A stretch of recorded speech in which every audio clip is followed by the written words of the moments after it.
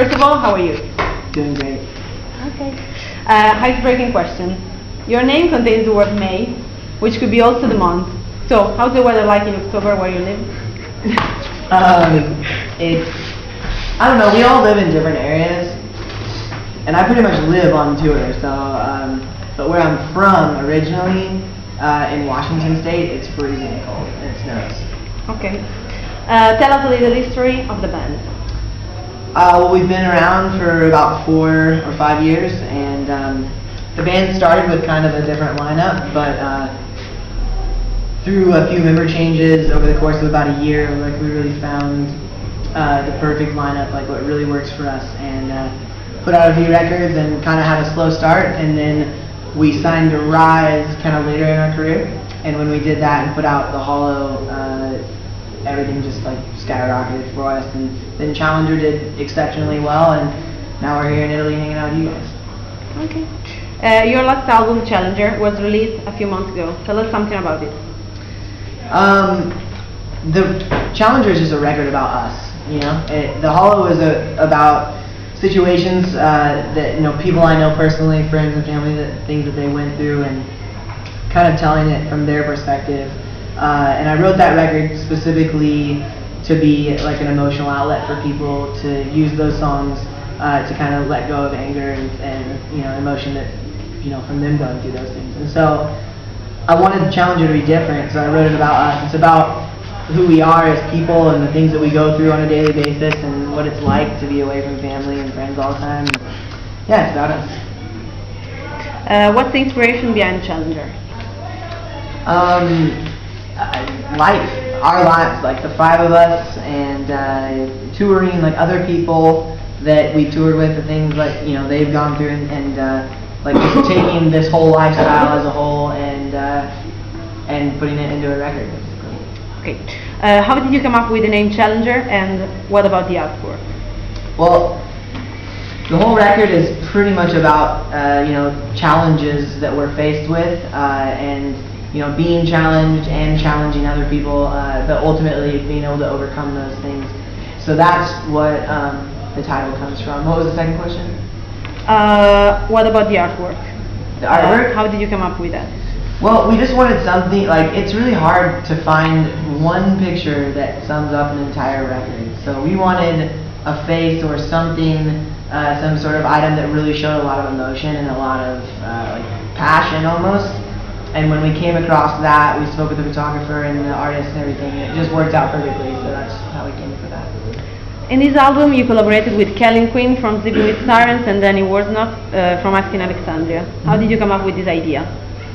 Well, they're just like 2 of my best friends in the whole world, you know. I love them as people, and it's really, I didn't put them on the record because they're popular. I put them on the record because I like them as people, and their personalities and their lifestyles fit perfectly with the songs that they did guest spots on. So you are featured on Punk Goes Pop 5 with the song Grenade by Bruno Mars. How was this experience? Awesome. I'm not like a huge Bruno Mars fan or anything, but you know, doing the song was a lot of fun. I think it turned out great, and we're all stoked on it for sure. Describe your music with 3 words.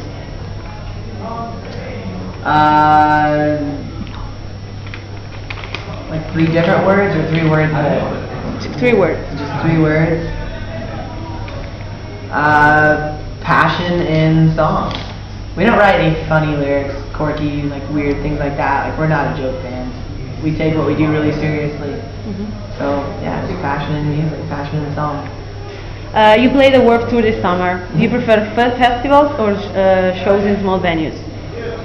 It's such a completely different experience that I can't really say if I really like one or the other better. I mean, I love them both, you know.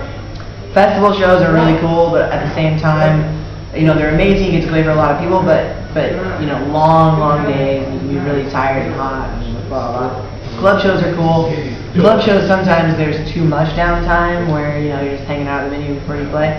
But yeah, I mean, pros and cons of both, but I would say if I had to pick one, probably festival touring, just because we get to tour with so many bands, and you know, most of them are friends of ours. Today's show is also a Halloween party. Yeah. So, what's your favorite Halloween costume?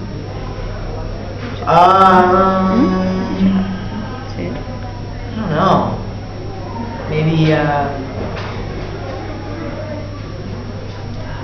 what should I dress up as today, Corey? Or what? A gingerbread man. Yeah, gingerbread man for sure. I just have to find a loaf of bread. What are you trying to fit? Okay. Prayer symbol. Okay, Prayer. if you could create a super band with members dead or alive from different bands, who will you include?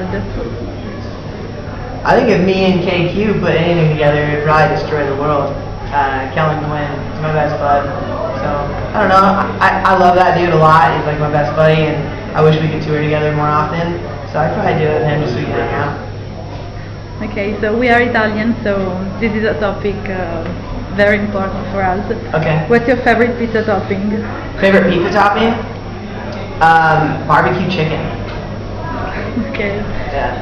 And this is the last question. We ask this question to every band we interview. Okay. And it is, what do you think about eggs? Eggs?